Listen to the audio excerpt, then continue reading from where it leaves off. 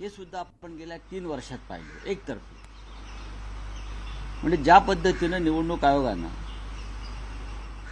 आमदारांच्या अपात्रतेबाबत निर्णय घेतला, कायद्याचं उल्लंघन करून पूर्णपणे शिवसेना हा पक्ष चिन्ह हे बेकायदेशीरपणे फुटीर गटाच्या हातात दिलं आणि प्रत्येक बाबतीमध्ये नरेंद्र मोदी आणि अमित शहा यांच्या दबावाखाली काम करणारा निवडणूक आयोग, त्या निवडणूक आयोगाच्या कारवाईवरती महाराष्ट्राच्या जनतेला विश्वास ठेवता येत नाही. राजकीय पक्षांच्या किंवा त्यांच्या नेत्यांच्या बॅगा तपासणं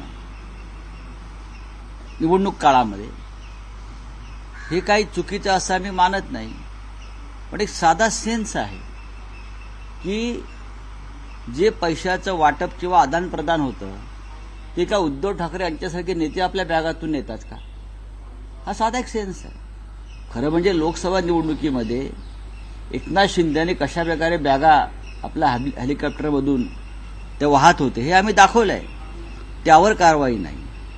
पण उगाच आपलं हेलिकॉप्टर आलं, विमान आलं की त्याची झडती घ्यायची, हा जो खेळ आहे हा काय लोकांना कळत नाही का?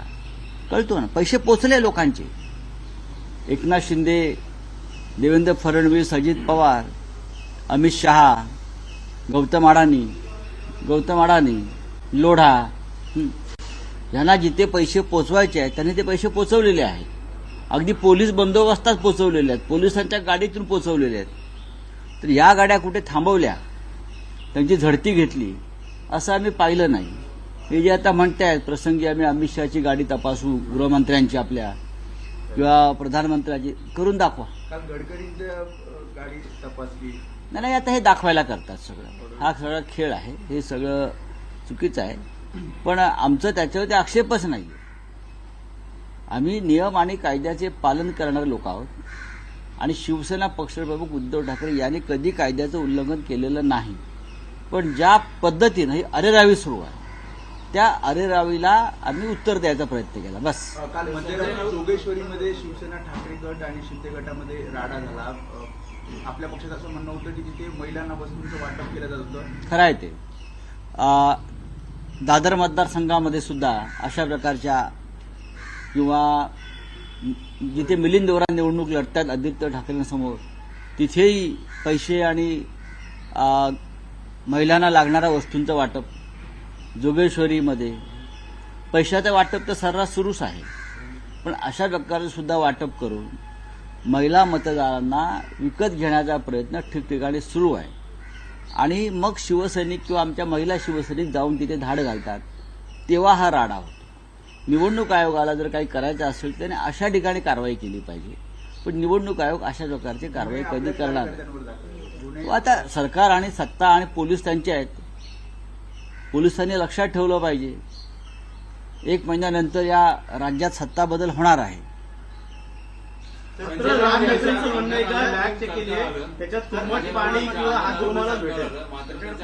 गेलं नाही म्हणून सरकार केलं असं विश्वजित कदम म्हणते.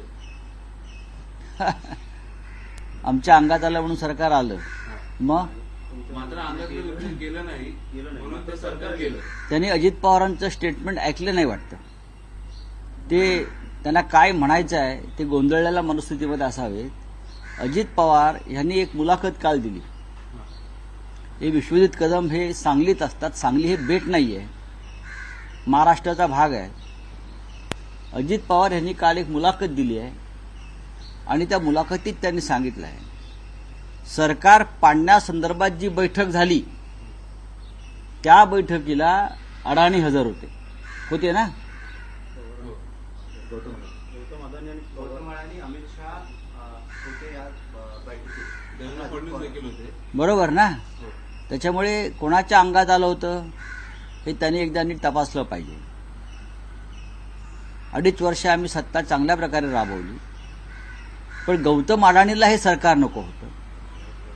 ही मुंबई, हा महाराष्ट्र, हा त्यांना गिळायचा आहे, विकत घ्यायचा आहे, ओरबाडायचा आहे. आणि म्हणून नरेंद्र मोदी, अमित शहा यांनी आधी शिवसेना तोडली, त्यासाठी अडाणीचा वापर केला. हे खुद्द त्यांच्या सरकारमधले उपमुख्यमंत्री अजित पवार सांगतायत. शिवसेना आणि राष्ट्रवादी काँग्रेस शरद पवारांची तोडण्यामागे अडाणी होता आणि सरकार पाडण्यामागे अडाणी होता, हे अजित पवार कबूल करतायत. यापेक्षा कोणता मोठा पुरावा असू शकतो का?